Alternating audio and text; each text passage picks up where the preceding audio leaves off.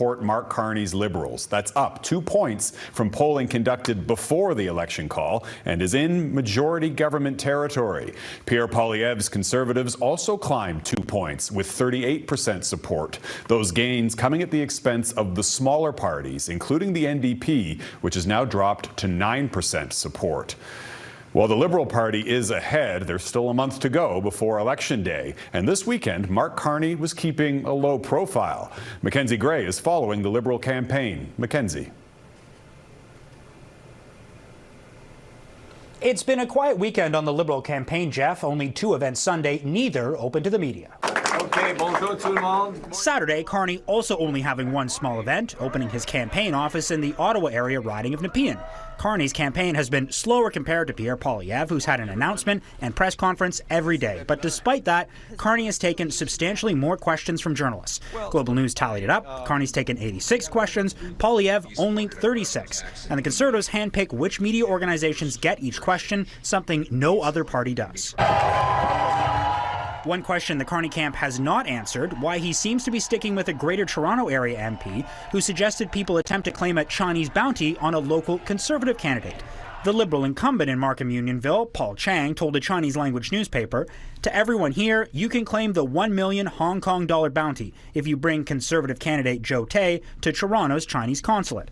Tay, who's a Chinese democracy advocate, has an arrest warrant and a roughly $175,000 Canadian dollar bounty on him put there by Hong Kong police.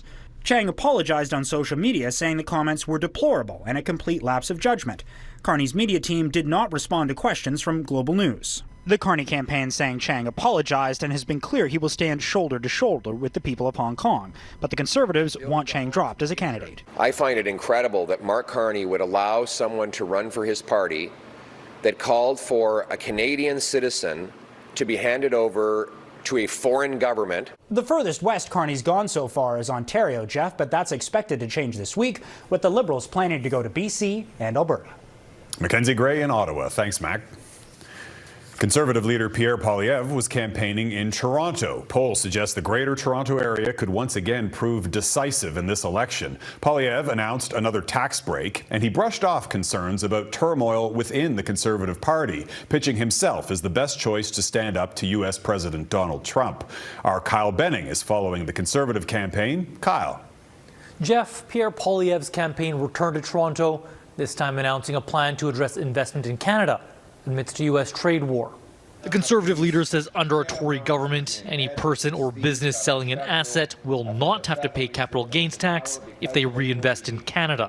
Poilievre adds the promise would offer an incentive to voters to keep their dollars at home and ensures the Canadian economy can hold up in a trade war against the U.S. We need a change with a Canada-first government that will axe taxes, build homes, approve resources, bring home the hundreds of billions of dollars the Liberals have pushed out of the economy so that we can stand up to the President from a position of strength. But Tory strategists are questioning how the leader is tackling the cross-border economic battle. Earlier this week, Ontario Premier Doug Ford's campaign manager, Corey Tenike, told Global News the party either has to react to Donald Trump or it will drown. Now, this was just a quick trip to the GTA for Poilievre, but very likely not his last, with the region vital for a Conservative victory. He's set to hold 4 events in New Brunswick on Monday. Jeff. All right, Kyle Benning in Toronto. Thanks, Kyle. NDP leader Jagmeet Singh is campaigning on the West Coast, where he announced